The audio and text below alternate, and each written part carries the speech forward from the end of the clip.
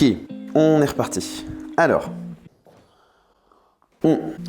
bonjour à tous, je m'appelle Nikita, je suis ingénieur. Aujourd'hui on va voir les polynômes paramétrisés en corrigeant la question 3 de l'examen d'entrée de Polytech de juillet 2022. Donc déjà, oui d'ailleurs un truc, merci pour tout.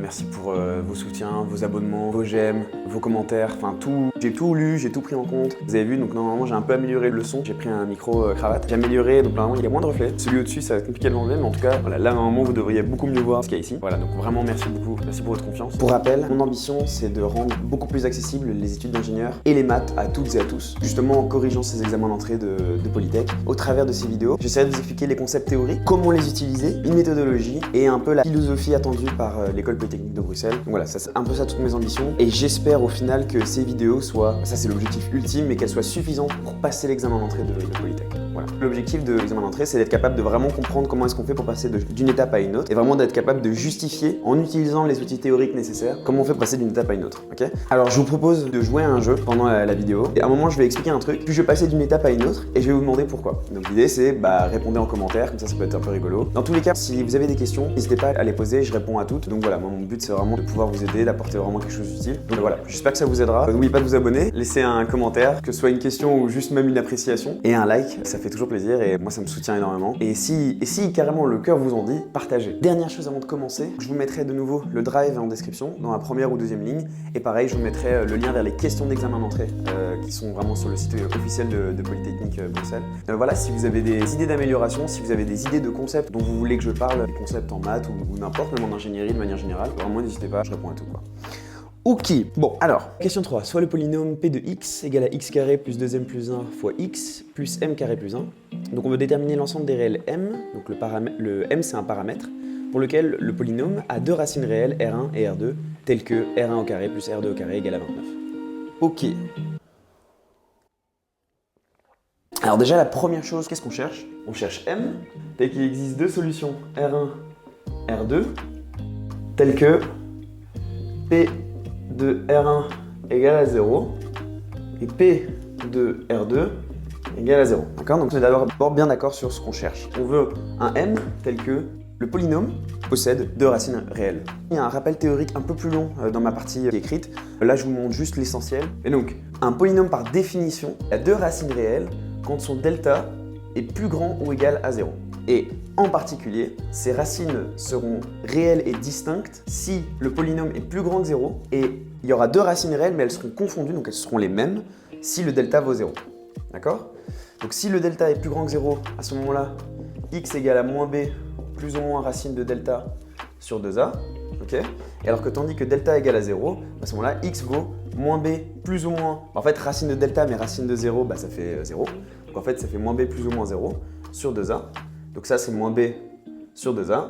Donc celui-là, on s'en fiche parce que nous on veut deux racines réelles qui soient distinctes. D'ailleurs j'ai oublié d'écrire ici, c'est appartiennent au réel, ok? Ces deux-là. Donc nous ce qu'on veut, c'est que notre delta soit plus grand que 0. D'accord? Donc ça c'est la première chose. Alors... Bon, donc on a ce P de x et on veut que le delta soit strictement plus grand que 0. Donc là, qu'est-ce qu'on va faire? Simplement calculer le delta. Donc delta, on sait que c'est b carré moins 4ac. Ici, ça c'est b. Le coefficient devant le x carré, ça c'est a. Et le terme indépendant, ça c'est le c. Ok? Donc delta c'est b carré moins 4ac. B carré c'est 2m plus 1 au carré moins 4 fois a, c'est 1, fois c, m carré plus 1. Ok?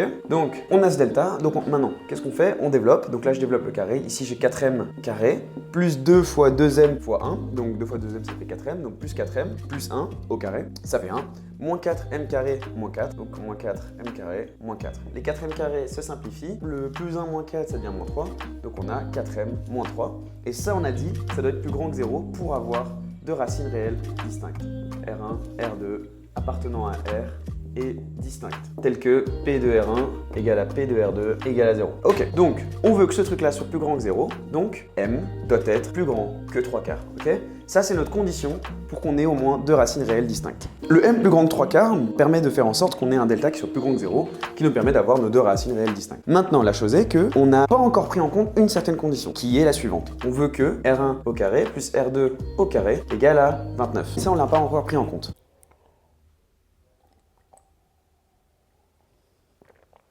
Alors, c'est là où la partie un peu tricky arrive. Donc ça, c'était la partie facile. Là, il y a une partie un peu tricky. Okay, le raisonnement que je vous propose d'avoir et qui va vous permettre d'aller sur la bonne piste, c'est de vous dire, ok, donc là, en fait, ce qui se passe, c'est qu'on a deux inconnus pour une équation. Donc, on a un petit souci, en ce sens que il nous faut au moins une équation en plus. Okay, alors, comment est-ce qu'on pourrait faire pour ajouter une équation? Là, on va utiliser des propriétés du polynôme du second degré. Ce qu'on sait, c'est que pour un polynôme du type ax carré plus bx plus c égale à 0, on a que x1 plus x2 égale à moins b sur a, et on sait aussi qu'on a x1 fois x2 qui vaut c sur a. Ok, alors il y a plusieurs manières de faire, mais la plus simple qu'on pourrait utiliser, c'est de plutôt partir sur un truc comme ça. Donc on a ça, donc dans ce cas-ci, dans notre cas, on a R1 plus R2 qui vaut moins b sur a, donc moins b c'est moins 2m plus 1. Sur A ça vaut 1. Et alors on a ensuite R1 fois R2 qui vaut C sur A, donc m carré, plus 1 sur A, donc sur 1. Ok? Donc là j'ai juste repris cette propriété-là des polynômes du second degré. Et alors, la manière la plus astucieuse pour faire à partir de ceci, faire apparaître ce truc-là, en fait c'est de mettre ça au carré. On va mettre tout ça au carré. Donc si on met tout ça au carré, on va avoir R1 plus R2 au carré. R1 plus R2 au carré, ça va faire R1 au carré plus 2 fois R1 fois R2 plus R2 au carré. Et donc là-dedans, on sera super content parce qu'on a le R1 au carré plus le R2 au carré qui apparaît juste ici, qui vaut 29.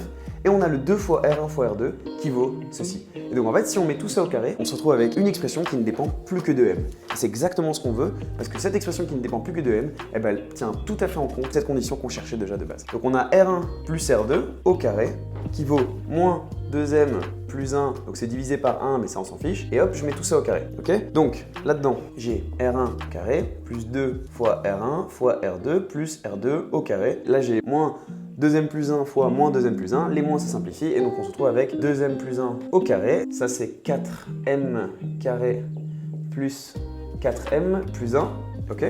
Donc R1 au carré plus R2 au carré, on sait que ça vaut 29, donc c'est comme ça qu'on prend notre condition en compte, d'accord? Ça c'est égal à 29. Donc là, on a pris notre condition en compte, donc là, on est content. Et le problème, c'est que maintenant, il nous reste encore ce R1 fois R2 qui est un peu embêtant. Et donc, ce qu'on va faire, c'est pour l'enlever et pour n'avoir une équation qui ne dépend que de m, on va utiliser cette propriété-là. Okay, donc R1 fois R2, c'est m carré plus 1. Donc on a 29 plus 2 fois m carré plus 1 à gauche. Okay, et à droite, j'ai 4m carré plus 4m plus 1. Ok, cool. Donc on se retrouve avec ça. Comme je disais, à gauche, on a utilisé les deux propriétés du polynôme du second degré, et à droite, on a juste mis au carré. Ok, donc du coup, si on simplifie ça, on se retrouve avec m carré plus 2m moins 15 égale à 0. Ok, ça c'est notre polynôme. Il est tel que il tient complètement compte de cette condition-là. Ok, cool.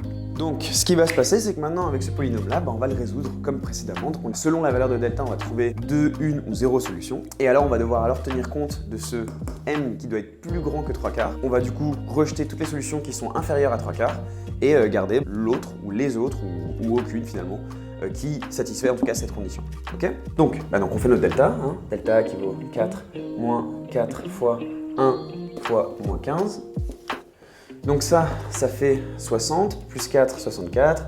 Donc j'ai mon m 1,2. Donc ça c'est positif. Donc m1,2 qui vaut moins 2 plus ou moins racine de 64, donc 8 sur 2 fois 1. Tac, j'ai moins 2 moins 4 qui vaut moins 10 sur 2, ça fait moins 5. Et l'autre, j'ai moins 2 plus 8, ça fait 6, divisé par 2, ça fait 3. Ok, donc j'ai mes deux solutions ici. Ok, ça c'est M1 et ça c'est M2. Alors, M1 vaut moins 5. Or, qu'est-ce qu'on a dit? On prend que les M qui sont plus grands que 3/4. Donc déjà, M qui vaut moins 5, ça vire. Ok, parce que si on a M qui est inférieur à 3/4, à ce moment-là, notre delta, il n'est pas strictement plus grand que 0. Alors pourquoi est-ce que là, du coup, le M égale à 3, on va le garder? Parce que dans ce cas-ci, le delta est plus grand que 0. Parce qu'il est plus grand que 3/4. Au final, qu'est-ce que ça représente, ce M-là? Ce M-là, il représente la solution qui satisfait cette condition et qui satisfait cette condition-là. Okay, donc ce M-là satisfait les deux. Et en fait, du coup, notre solution finale, c'est le M égale à 3. Ok, cool. Voilà, donc on a fini. J'espère que ça vous a plu. J'espère que ça vous a aidé. Merci d'avoir suivi et voilà, à très bientôt.